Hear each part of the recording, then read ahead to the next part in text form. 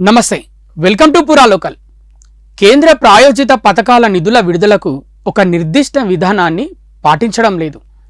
రాష్ట్రాలకు న్యాయం జరగాలంటే ఆ నిధులను జనాభా నిష్పత్తి ప్రకారం దామాషా పద్ధతిలో విడుదల చేయాలి అని ఉప ముఖ్యమంత్రి, ఆర్థిక శాఖ మంత్రి మల్లు భట్టి విక్రమార్క కేంద్ర ప్రభుత్వాన్ని కోరారు.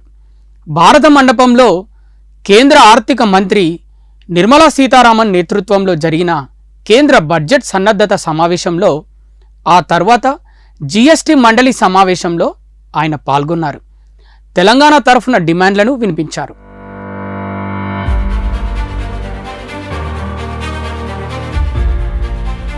కేంద్ర పన్నుల్లో రాష్ట్రాలకు తగ్గుతున్న వాటాను భర్తీ చేయాలంటే సెస్సులు, సర్ఛార్జీల గరిష్ట పరిమితిని 10% పరిమితం చేయాలన్నారు.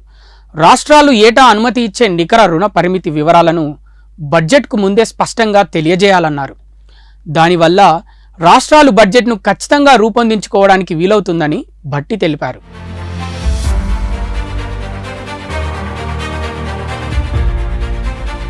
కేంద్ర ప్రాయోజిత పథకాల కింద తెలంగాణకు వచ్చే నిధులు తగ్గాయన్నారు. ఈ పథకాలకు జనాభా దామాషా ప్రకారం నిధులు ఇవ్వాలని డిమాండ్ చేశారు. ఈ విషయంలో ఒక్కో రాష్ట్రానికి ఒక్కో సూత్రం వర్తింపజేయకుండా అన్నింటికీ జనాభా ప్రాతిపదికగానే నిధులు విడుదల చేయాలని భట్టి విక్రమార్క నిర్మలా సీతారామన్కి విన్నపించారు. 2023-2024లో కేంద్ర ప్రభుత్వం విడుదల చేసిన 4,60,000 కోట్ల రూపాయలలో తెలంగాణకు 6,577 కోట్లు మాత్రమే వచ్చాయి. జనాభా నిష్పత్తి ప్రకారం చూస్తే ఆ మొత్తం చాలా తక్కువ. కేంద్ర ప్రాయోజిత పథకాలను పునఃసమీక్షించాలన్నారు. లక్ష్యాలను చేరుకోవడానికి వీలుగా లేని పథకాల స్థానంలో కొత్తవి ప్రవేశపెట్టాలని, వాటికి బ్రాండింగ్ వంటి షరతులు లేకుండా రాష్ట్రాలు స్థానిక అవసరాలకు తగ్గట్టు మార్పులు చేర్పులు చేసుకొని అమలు చేసే వెసులుబాటు కల్పించాలని కేంద్రానికి భట్టి తెలిపారు.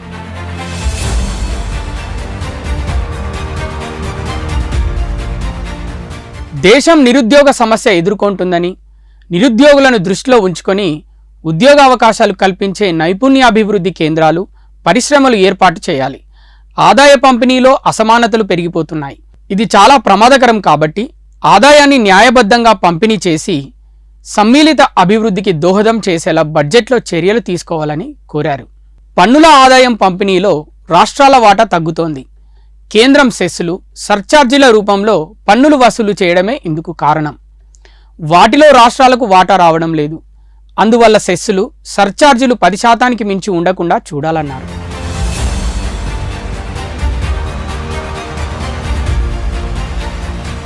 ఏపీ విభజన చట్టం ప్రకారం రాష్ట్రంలోని వెనుకబడిన జిల్లాలకు ఏటా 450 కోట్ల రూపాయల గ్రాంట్ ఇవ్వాల్సి ఉంది. ఇందులో ఇంకా 2,250 కోట్ల రూపాయలు బకాయిలు ఉన్నాయి.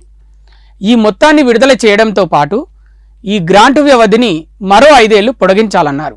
రాష్ట్రం ఏర్పడిన మొదటి సంవత్సరంలో తెలంగాణకు రావాల్సిన 491 కోట్ల రూపాయల కేంద్ర ప్రాయోజిత నిధులను కేంద్ర ఆర్థిక శాఖ ఆంధ్రప్రదేశ్కు విడుదల చేసింది.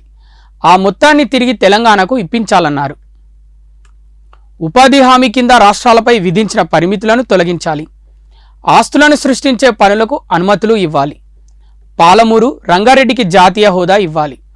మూసీ నది అభివృద్ధి పనులకు, ఆర్ఆర్ఆర్కి పూర్తిగా కేంద్రం నిధులు ఇవ్వాలి. తెలంగాణకు మరిన్ని నవోదయ పాఠశాలలు కేటాయించాలి. మూలధన వ్యయ ప్రత్యేక ఆర్థిక సాయం పథకాన్ని 2,50,000 కోట్లకు పెంచాలి.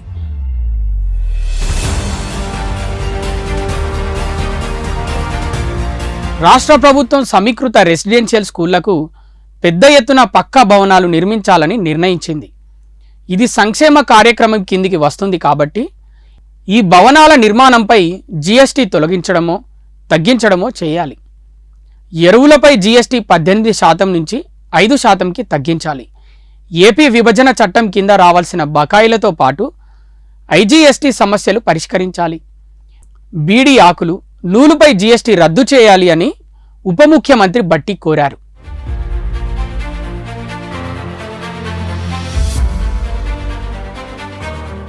ఇవి ఇప్పటివరకున్న అప్డేట్స్. మరిన్ని అప్డేట్స్ కోసం చూస్తూనే ఉండండి పురా local, your choice for local voice.